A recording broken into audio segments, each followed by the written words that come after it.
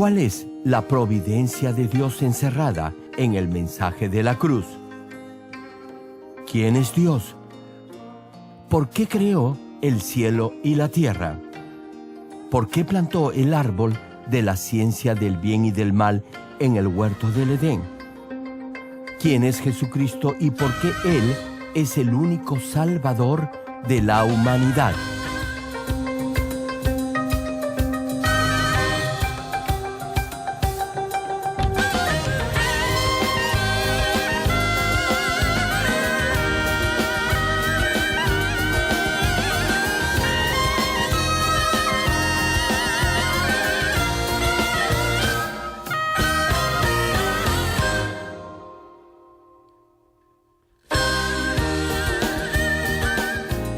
Querido público, es nuestro deseo que a través de estos mensajes del connotado evangelista de renombre internacional, Reverendo Dr. Gerald Lee, usted llegue a conocer el verdadero significado de la providencia de Dios encerrada en el mensaje de la cruz.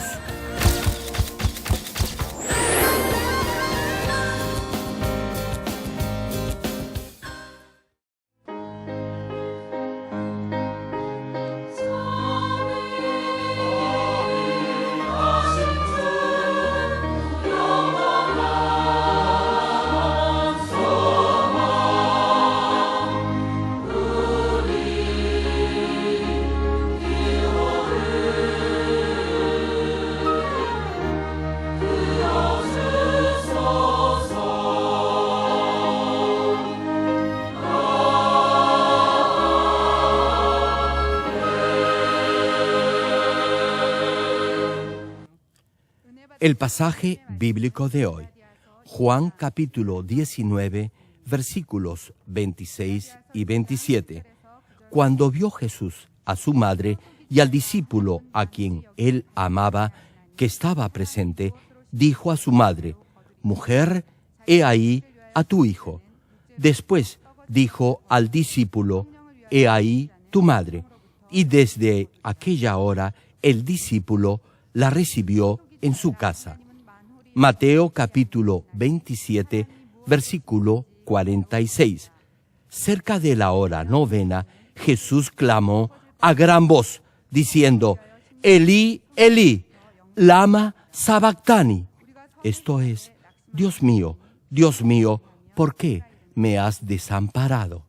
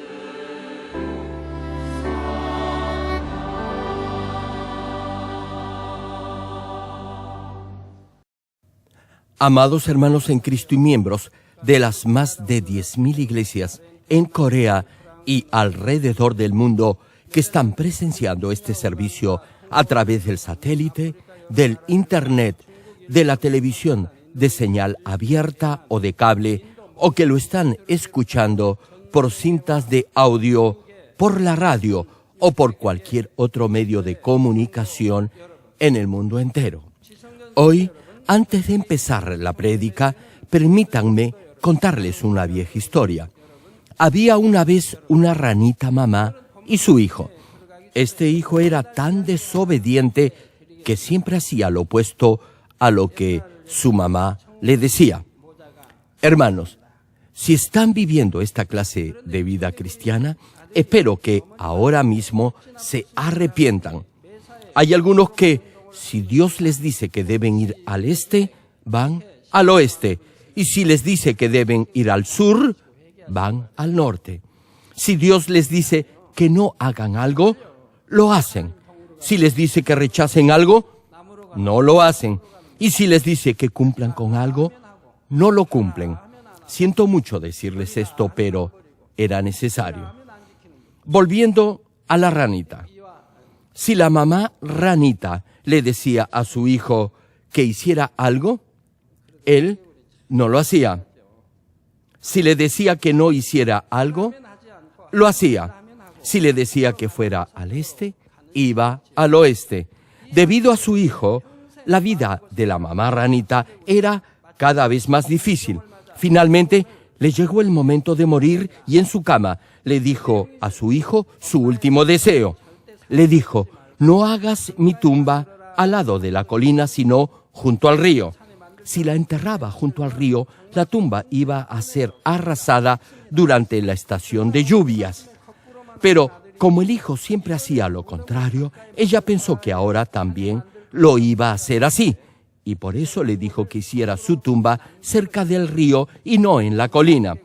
Sin embargo, luego que la mamá rana murió, el hijo se arrepintió y como quería obedecer la última voluntad de su mamá, la sepultó junto al río pensando que, como toda su vida había desobedecido a su mamá, ahora quería limpiar su pecado y hacer lo que ella le había pedido. Entonces, cada vez que venía la crecida del río, el hijo se angustiaba tanto por la tumba de su mamá que clamaba en voz muy alta para que el fuerte caudal no se llevara a la tumba de su mamá. Por cierto, esta es solo una historia. No obstante, encontramos una gran lección o moraleja aquí. Hermanos, durante su vida el ser humano dice muchas cosas, pero generalmente se considera que la última voluntad de alguien es el legado más importante que tiene que dejar. Aún los hijos desobedientes procuran obedecer el último deseo de sus padres. Asimismo, los padres antes de morir desean dejar alguna enseñanza positiva y de provecho para sus hijos. Esto es lo que sucedía al menos hace 40 o 50 años. Hoy en día, los hijos generalmente no obedecen la última voluntad de sus padres. Incluso hay algunos que la cambian. Si los padres indican lo que se debe hacer con el dinero de la herencia, los hijos con sus abogados cambian o anulan el testamento. No desean obedecer la última voluntad de sus padres porque arguyen que sus otros hermanos han recibido más dinero que ellos. Por eso se dan disputas y desavenencias entre familiares debido a asuntos monetarios. Hermanos, lo último que dijo el Señor Jesús mientras estaba clavado en la cruz justo antes de morir y que nos ha sido transmitido se conoce como las 7 últimas palabras del Señor en la cruz.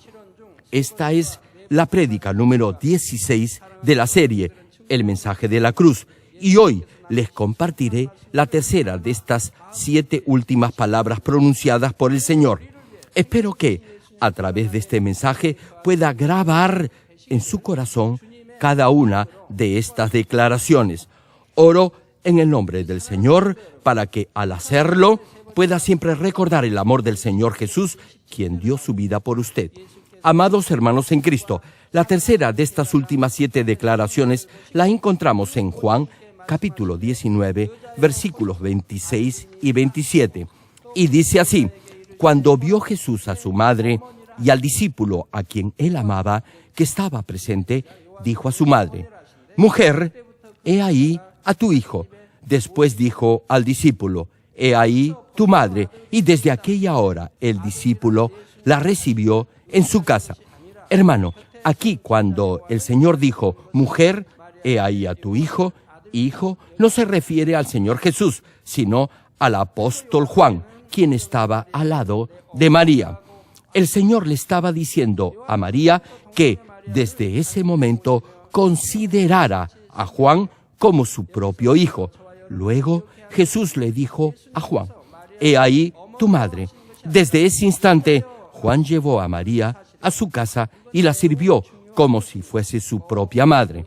Lo que se debe rescatar aquí es que el Señor no llamó a María madre, sino mujer. Esto es muy importante. Por favor, tengan esto siempre presente. Todos deberían escuchar este mensaje con mucha atención. Cuando el versículo 26 del pasaje de hoy menciona: cuando vio Jesús a su madre, no quiere decir que el Señor Jesús llamó a la Virgen María madre. Esto fue escrito desde la perspectiva del apóstol Juan sobre la relación entre María y el Señor Jesús. Hermano, en la Biblia no se puede hallar ningún pasaje en el que el Señor Jesús llame a María madre. Por ejemplo, en el capítulo 2 del Evangelio de Juan, cuando Jesús transformó el agua en vino en las bodas de Canaá, dijo: ¿qué tienes conmigo, mujer? Aún no ha venido mi hora. Aquí el Señor llamó a la Virgen María mujer. La Virgen María le estaba pidiendo a Jesús que cambiara el agua en vino. Entonces el Señor le respondió: ¿qué tienes conmigo, mujer? Aún no ha venido mi hora. El Señor la llamó mujer. Ahora bien, mi hora se refiere al momento en el que el Señor debía llevar la cruz y derramar su preciosa sangre. La Virgen María nunca podría ser la madre del Señor Jesús. El Señor es la misma sustancia de Dios Padre y es uno con el Dios Trino. Dios, el Creador, nunca podría tener una madre. En Éxodo capítulo 3, versículo 14, Dios dice: yo soy el que soy. Hermano, nadie engendró ni creó a Dios. Dios existe por sí mismo desde la eternidad, a través de la eternidad y más allá de la eternidad. Por eso, el Señor, quien en su origen es Dios mismo, no podía llamar madre a la Virgen María, quien es una criatura. Hubiera sido absurdo que el Señor Jesús llamara madre a la Virgen María. Jesús es uno con el Dios Trino. Le pregunto: ¿acaso Dios podría tener madre? Y si acepta que Dios tiene madre, también debería admitir la posibilidad que tuviera un padre. Entonces, también debería tener abuelos. Aún genéticamente la Virgen María no pudo ser la madre de Jesucristo. Un bebé es concebido por la unión del espermatozoide del padre y el óvulo de la madre. La energía de vida de los padres está contenida en el espermatozoide y el óvulo. Sin embargo, en el caso de Jesús, aun cuando María lo dio a luz, no fue concebido por medio del óvulo de María. El Señor Jesús, por decirlo así, solo usó el cuerpo de la Virgen María como el de una madre sustituta. Jesús fue concebido por el poder del Espíritu Santo. Por eso, María no puede ser la madre de Jesucristo, el Hijo de Dios. Uno de nuestros hermanos, que es un eminente doctor en genética de la Universidad Nacional de Seúl, llegó a clonar un perro, lo cual de por sí es muy difícil. Le pregunto: ¿acaso ese perro clonado podría llamar a este doctor padre? ¡Jamás! Dios desea que sus hijos adoren y sirvan solo al Dios Trino, al Padre, al Hijo y al Espíritu Santo. Éxodo capítulo 20, versículos 3 al 5 señalan sobre esto: no tendrás dioses ajenos delante de mí, no te harás imagen ni ninguna semejanza de lo que esté arriba en el cielo, ni abajo en la tierra, ni en las aguas debajo de la tierra. No te inclinarás a ellas, ni las honrarás, porque yo soy Jehová tu Dios, fuerte, celoso, que visito la maldad de los padres sobre los hijos hasta la tercera y cuarta generación de los que me aborrecen. Hermano, nunca deberá adorar una imagen, solo deberá adorar al Dios Trino. Continuando con el mensaje, cuando Jesús le dijo a la Virgen María, mujer, he ahí tu hijo, fue para consolarla. María, con toda seguridad, debe haber sufrido mucho viendo a su amado Jesús clavado en la cruz. El Señor, en su compasión, la tuvo presente y la consoló incluso en sus últimos instantes de vida. Hizo que Juan la sirviera como su propio hijo. Y al decirle a Juan, he ahí tu madre, Jesús le pedía a Juan que sirviera a María como a su propia madre. Después que María, siendo virgen, dio a luz a Jesús, tuvo varios hijos con su esposo José. No obstante ello, el Señor no le pidió a ninguno de los hijos de María que cuidara de su madre. Más bien, se lo solicitó al apóstol Juan, diciéndole, he ahí tu madre. Filipenses capítulo 3, versículo 20 cita, mas nuestra ciudadanía está en los cielos, de donde también esperamos al Salvador, el Señor Jesucristo.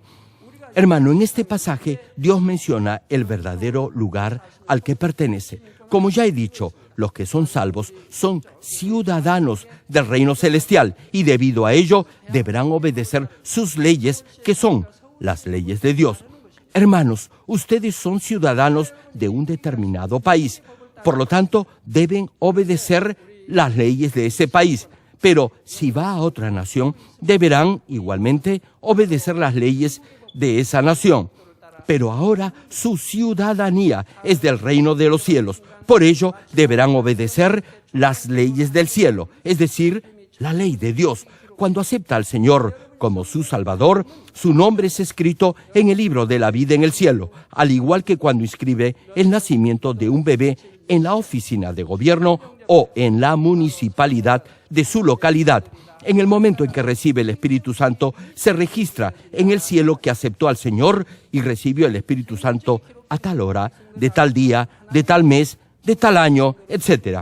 Dios es el Padre de los ciudadanos del cielo, cuyos nombres están inscritos en el libro de la vida.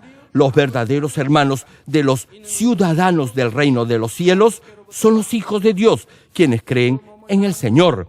Aun si sus padres naturales lo han procreado, Dios es su Padre real, porque el origen de toda vida proviene de Dios. Sus padres físicos lo procrearon.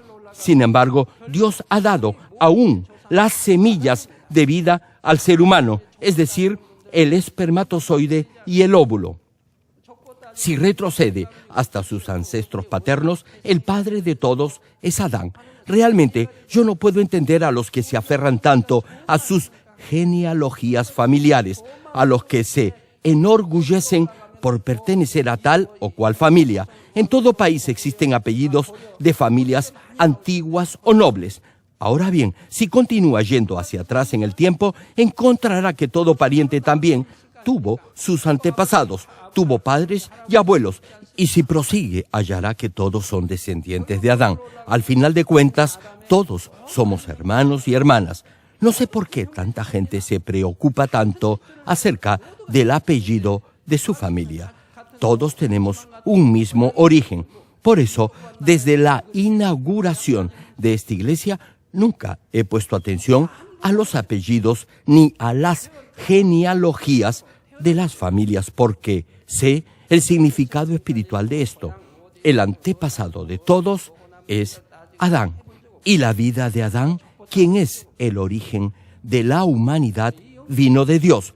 Dios mismo formó el cuerpo de Adán y le sopló el aliento de vida. Por eso, Dios es quien da la vida al ser humano. Además, aun si se casa y tiene hijos, no los podría concebir a menos que Dios lo permitiera. Hermano, Dios tiene el control absoluto sobre la vida de todo ser viviente, y Él es quien da el espíritu y el alma al bebé que es concebido. Aun si se clonara un hombre, solo se copiaría la apariencia externa. No se puede clonar a un ser humano, que es la máxima expresión de la creación de Dios.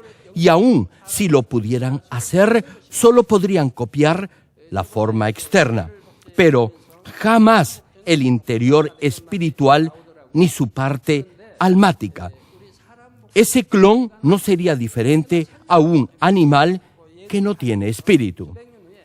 Hermano, hoy en día la ciencia ha desarrollado de tal forma que incluso la clonación del ser humano ya está en debate.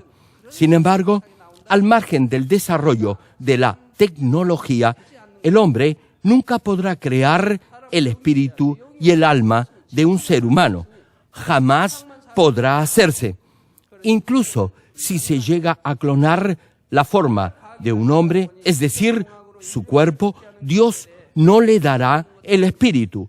Por eso, un clon no sería diferente a un animal y no podría llamarse un ser humano. Además, ni aun los padres biológicos pueden controlar el género, el carácter y la apariencia de sus hijos. Solo Dios lo puede hacer. En nuestra iglesia ha habido muchos matrimonios que no podían tener hijos, pero por el poder de Dios han llegado a procrear. Por 3, 5, 7 y aún 10 años de casados no podían tener un bebé. Emplearon toda clase de métodos. No obstante, todos ellos resultaron inútiles. Sin embargo, cuando oyeron del poder de Dios manifestado en esta iglesia, vinieron con fe para que orara por ellos y pudieron concebir. Especialmente en diversos cultos de sanidad y milagros, Dios ha tocado mi corazón para proclamar bendición de fertilidad para parejas estériles. Oré por eso y numerosos matrimonios concibieron casi al mismo tiempo. Por ello, luego de 4 o 5 años, los niños que nacieron en esos cultos de sanidad y de milagros, todos ellos ingresaron al kindergarten o nido del colegio de nuestra iglesia. Permítanme contarles el testimonio de un matrimonio que fue bendecido con un bebé en estos cultos de sanidad y milagros. Antes de llegar a esta iglesia, un diácono y su esposa no habían podido tener hijos luego de 7 años de matrimonio. Vinieron a este servicio de sanidad y de milagros y experimentaron el obrar milagroso del Dios viviente. Dios sanó a la esposa de un tumor en la nariz que lo había tenido por 5 años y al esposo lo sanó de una úlcera crónica al duodeno.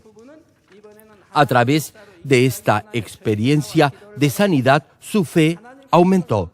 Después le pidieron a Dios que los bendijera con un bebé y vinieron para que orara por ellos. Dios respondió a su oración y en el 7º año de su matrimonio les dio una hermosa hija. Sin embargo, algo trágico le sucedió a la niña cuando tenía 11 meses. En un momento de distracción de su madre, la bebé se tragó un pin o alfiler de 2 centímetros de largo. La niña comenzó a llorar desesperadamente, ya que el puntiagudo alfiler iba descendiendo por su esófago. La madre se dio cuenta de la situación y llamó para recibir la oración de sanidad que está grabada en el servicio de respuesta telefónica automática de la iglesia. Luego de recibir con fe la oración, la bebé dejó de llorar y comenzó a jugar con una gran sonrisa en su rostro. Luego de unos minutos, cuando la bebé hizo su deposición, el alfiler salió.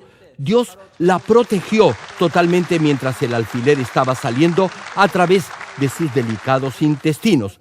Imagínense qué cosa le podía haber sucedido a la niñita desde el momento en que se tragó ese alfiler. No obstante, como recibieron inmediatamente la oración de sanidad grabada, Dios hizo que el alfiler estuviera boca abajo y descendiera por las entrañas y luego saliera por medio del movimiento del intestino. Hermanos en Cristo, es Dios quien da el espíritu al hombre y es también Dios quien controla la vida, la muerte, la dicha y la desgracia. Y este Dios es nuestro Padre. Sin embargo, los que no creen en Dios, sino que siguen los deseos y la lujuria del mundo no pueden llamar a Dios Padre. La Biblia afirma que ellos son hijos del diablo. Juan capítulo 8, versículo 44 menciona sobre esto: vosotros sois de vuestro padre el diablo, y los deseos de vuestro padre queréis hacer. Él ha sido homicida desde el principio y no ha permanecido en la verdad, porque no hay verdad en él. Cuando habla mentira, de suyo habla, porque es mentiroso y padre de mentira.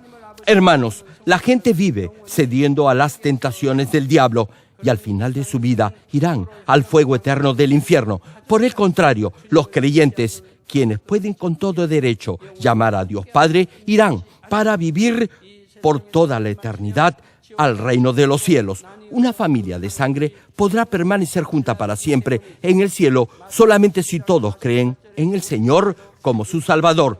Luego que su vida finalice en esta tierra, cada uno irá al cielo o al infierno. La senda de cada uno será totalmente diferente de acuerdo a su fe y a sus hechos. Mateo capítulo 12, versículo 48 al 50 citan: respondiendo él al que le decía esto, dijo: ¿quién es mi madre y quiénes son mis hermanos? Y extendiendo su mano hacia sus discípulos, dijo: he aquí mi madre y mis hermanos, porque todo aquel que hace la voluntad de mi Padre que está en los cielos, ese es mi hermano y hermana y madre. Hermano, en este pasaje el Señor da a entender que todo aquel que cree en Él y lo acepta como su Salvador y vive por su palabra, formará parte de su verdadera familia, con quienes vivirá para siempre en el reino de los cielos.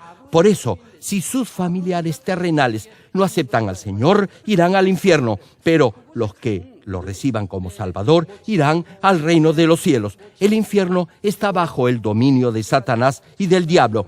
El reino de los cielos está gobernado y regido por Dios Padre. Por tanto, todos somos hijos de Dios, y cuando lleguemos allí, los hermanos en la fe serán nuestra madre y nuestros hermanos y hermanas. No obstante, esto no significa que no deberá de amar a sus padres y hermanos en esta tierra. Deberá obviamente amarlos y servirles. Sin embargo, este amor deberá ser amor espiritual, que es lo que Dios desea de usted. Por eso, la Biblia menciona que deberá enseñar o instruir a sus hijos con la palabra de Dios, y que usted mismo deberá honrar y servir a sus padres en el Señor. Si los miembros de su familia blasfeman contra Dios y lo obligan a hacer cosas en contra de la voluntad del Señor, entonces, si los obedece, eso no será verdadero amor. Por ejemplo, si sus padres le piden que debe ayudarlos trabajando el día domingo y que por eso no puede ir a la iglesia, le pregunto, ¿deberá obedecerlos o no? O si su hermano de sangre comete un pecado y le dice que también lo haga participando de cosas malas, nuevamente le pregunto, ¿le haría caso solo por quedar bien con él?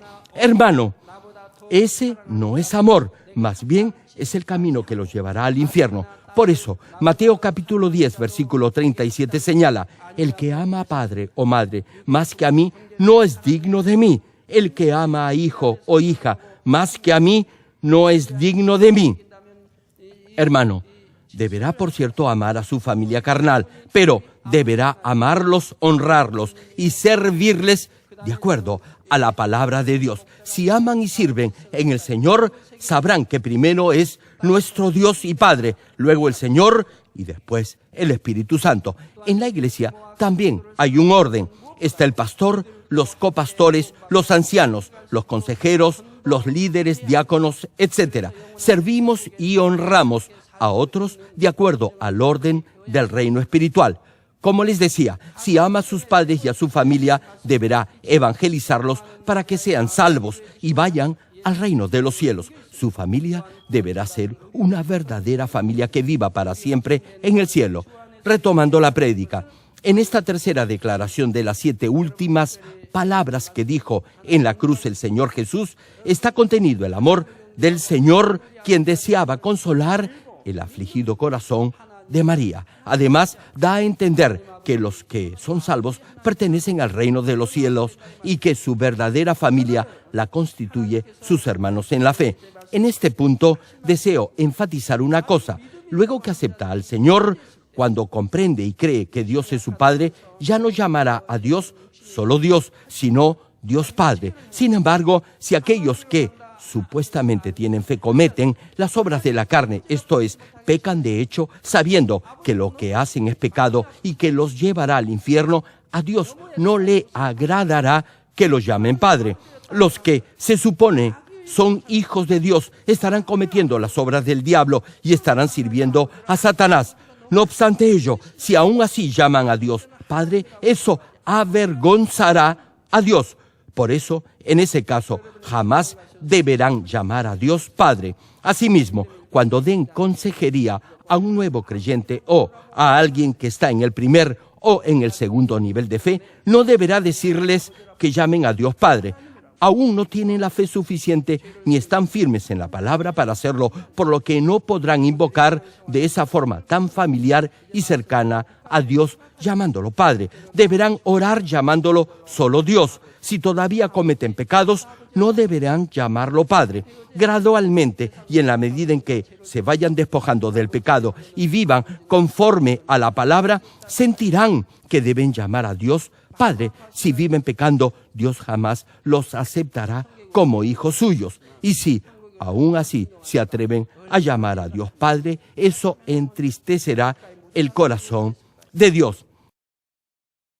Igualmente, los que oran o hacen alguna invocación desde el altar durante el culto deberán dirigirse al Todopoderoso como Dios o Dios Padre.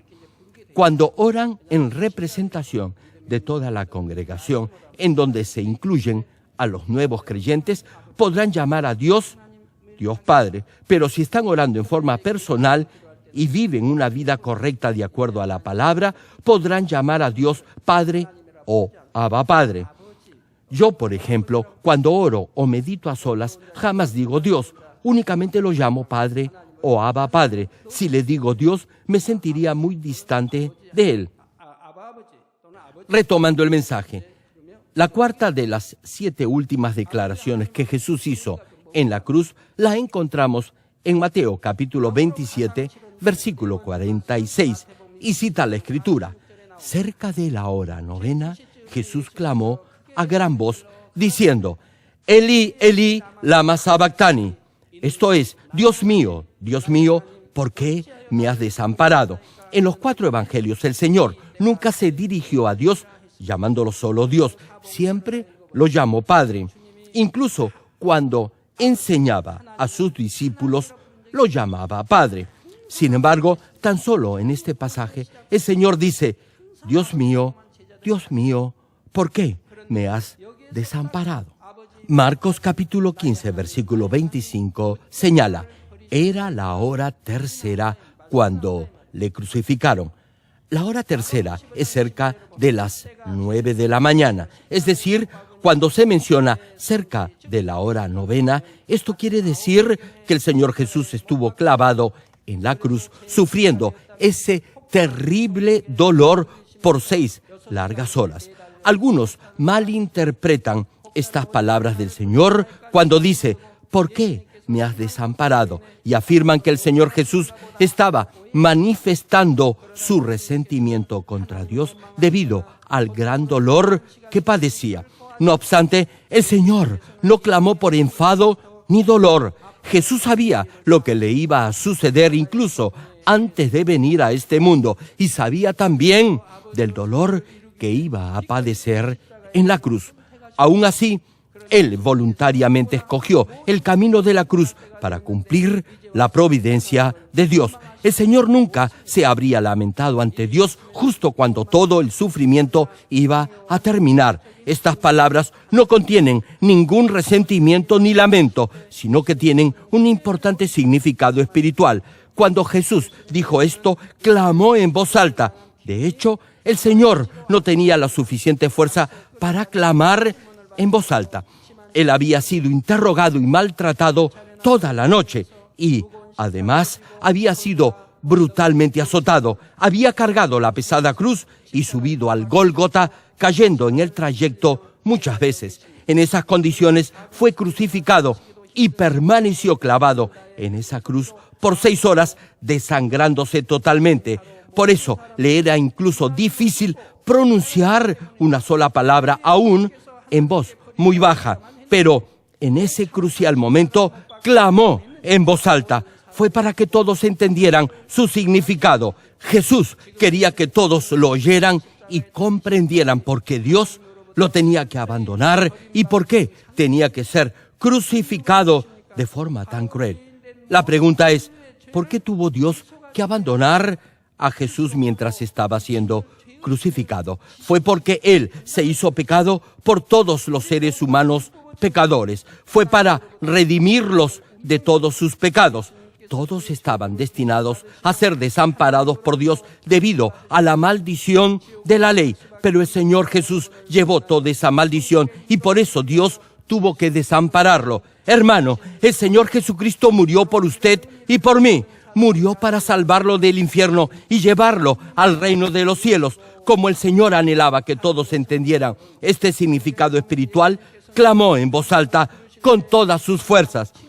Amados hermanos y hermanas en Cristo, en la Biblia, cuando Jesús clamaba o se refería a Dios, siempre le decía como hijo amado, Padre. Cuando recién se acepta al Señor como Salvador y comienza a orar, primero lo llamará Dios. Y en la medida en que su fe crece, empezará a decirle Dios Padre. Como cree de corazón que Dios es su Padre, en forma natural usará la expresión Padre. Los que aman más a Dios y tienen comunión con Él, normalmente no le dirán Dios, sino que simplemente lo llamarán Padre o Abba Padre. Como Dios es su Padre, no le dirán Dios. Esto quiere decir que tienen una relación íntima y personal con Él. Por ejemplo, digamos que el hijo del presidente de una multinacional es gerente de una de sus compañías.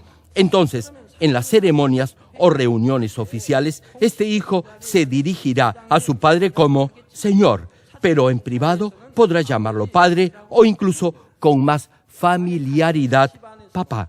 ¿Se imaginan qué clase de relación tan distante tendría el hijo si llamara a su padre Señor, incluso en casa durante la cena? En privado debería llamarlo padre o papá.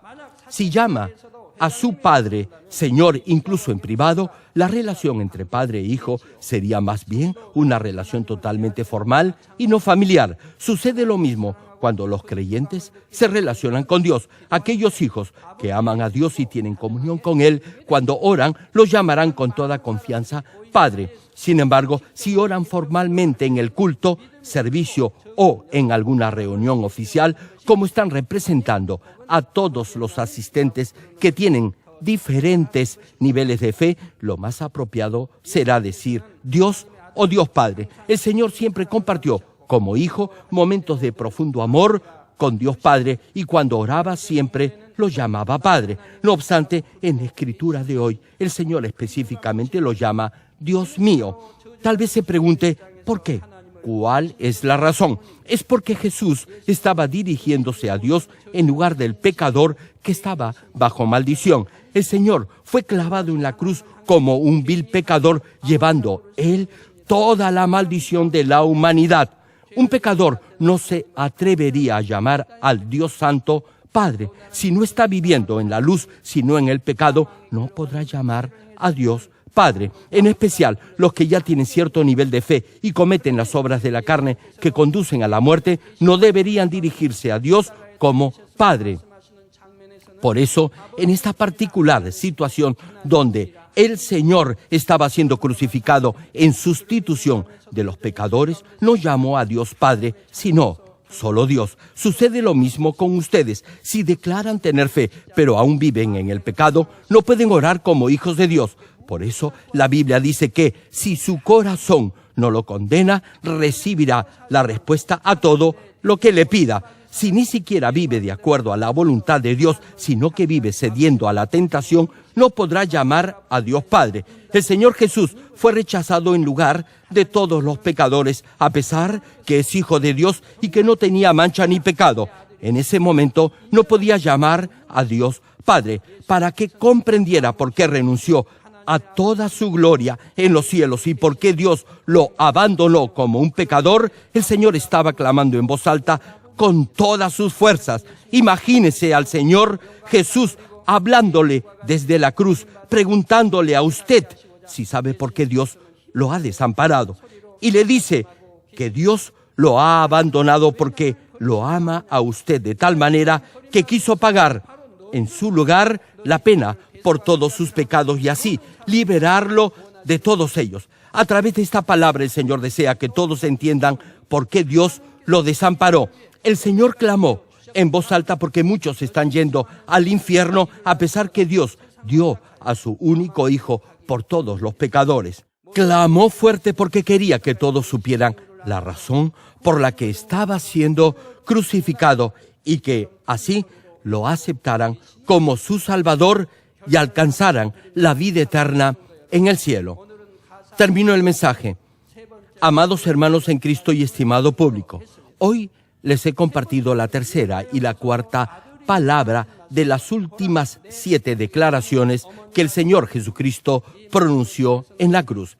La tercera es: mujer, he ahí a tu hijo, y he ahí, dirigiéndose a Juan, tu madre. A través de esta declaración, el Señor nos da a entender el verdadero sentido espiritual de ser hijo de Dios. Nos hace saber que nuestro verdadero hogar es el reino de los cielos y que nuestros hermanos y hermanas son los hermanos y hermanas en la fe. La cuarta declaración es: Dios mío, ¿por qué me has desamparado? Esto fue para que comprendiera que el Señor Jesucristo murió para salvarlo a usted, para liberarlo del pecado y guiarlo al camino de la vida eterna, es decir, al cielo. Si verdaderamente cree en su corazón que el Señor murió en la cruz por sus pecados, no podrá continuar viviendo en el pecado, sino que vivirá una vida completamente diferente, apartada de toda maldad. De esta manera llegará a ser verdadero hijo de Dios y podrá llamar a Dios Padre. Lo animo a que grabe en su corazón las palabras que pronunció el Señor Jesucristo en la cruz y así viva una vida recta ante Dios. Oro en el nombre del Señor para que, haciendo esto, pueda morar con el Señor en el más bello y glorioso lugar en el reino de los cielos.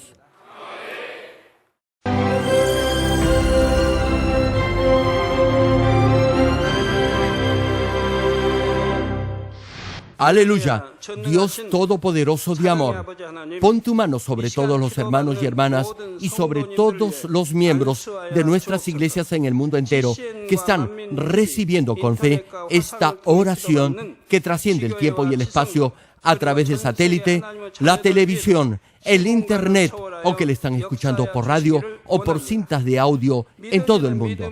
Pon fe en sus corazones para que puedan creer en ti y se despojen de todo pensamiento negativo y toda duda. Líbralos de toda prueba y aflicción. Quema con el fuego del Espíritu Santo de la cabeza a los pies toda parte enferma, incluyendo toda célula, tejido y nervio, todo órgano interno e intestinos. Que la luz de tu Espíritu venga sobre ellos. En el nombre de Jesucristo, ordeno al diablo y a Satanás, a todo tipo de enfermedad, germen y dolencia, fuera. Quema con el fuego del Espíritu Santo toda enfermedad incurable y toda dolencia crónica. Que toda enfermedad contagiosa, resfriado y fiebre desaparezca. Protégelos de cualquier tipo de microbio, virus y bacteria. Sánalos de todo tipo de cáncer, incluyendo cáncer al estómago, al pulmón, al hígado, cáncer de mama, cáncer al útero, al intestino y toda otra enfermedad como el SIDA, leucemia, apoplejía cerebral, presión arterial alta y baja, enfermedades cardiovasculares y pulmonares, diabetes, enfermedades propias de la mujer, enfermedad a la tiroides y toda clase de inflamación. Quema con el fuego del Espíritu Santo toda polio, derrame cerebral, artritis y hernia. Que todo tipo de dolor de espalda, de cabeza y toda clase de neuralgia desaparezca. Líbralos de toda epilepsia, autismo, depresión, neurosis y enfermedades mentales y de toda clase de parálisis. Que los cojos y tullidos se levanten y caminen. Restaura la vista y el oído. Que los ciegos abran sus ojos, los sordos vuelvan a oír y que los mudos empiecen a hablar. Líbralos de todo tipo de accidente. Restaura los huesos rotos. Sana toda quemadura. Líbralos de toda adicción a las drogas. Regenera los nervios, tejidos y células muertas. Revive a los muertos. Bendice a los que no pueden tener hijos. En el nombre del Señor Jesucristo, ordeno al diablo y a Satanás, al príncipe de la potestad del aire y a toda fuerza del mal, ¡fuera! Todo espíritu maligno, inmundo, de engaño, espíritu de mentira, espíritu de división, de tentación y todo otro espíritu de iniquidad, ¡fuera! Ato a toda fuerza de la oscuridad y de maldad, y que la luz de tu espíritu descienda sobre ellos. Padre, fortalécelos para clamar en oración y dales poder para desechar todo pecado y llegar a la santidad. Que tengan salud, que sus almas prosperen y que sus familias sean evangelizadas y vengan al Señor. Protégelos de todo tipo de accidente y bendícelos para que tengan una vida de éxito y prosperen todo. Guarda y protege a todos tus hijos y sus hogares, centros de trabajo y negocios con el muro de fuego del Espíritu Santo, con tus huestes celestiales y tus ángeles y con tus ojos que son como llamas de fuego. Da a los estudiantes sabiduría y perseverancia y pone en sus corazones el anhelo de estudiar y progresar. Guarda sus corazones y pensamientos de todo lo mundano y siembra en ellos un ferviente amor por el Señor. Dios, bendice a tus hijos y que todo lo que hagan sea para gloria tuya. Gracias, Padre, por haber escuchado nuestra oración. Toda la gloria sea para ti. He orado en el nombre de nuestro Señor Jesucristo. Amén.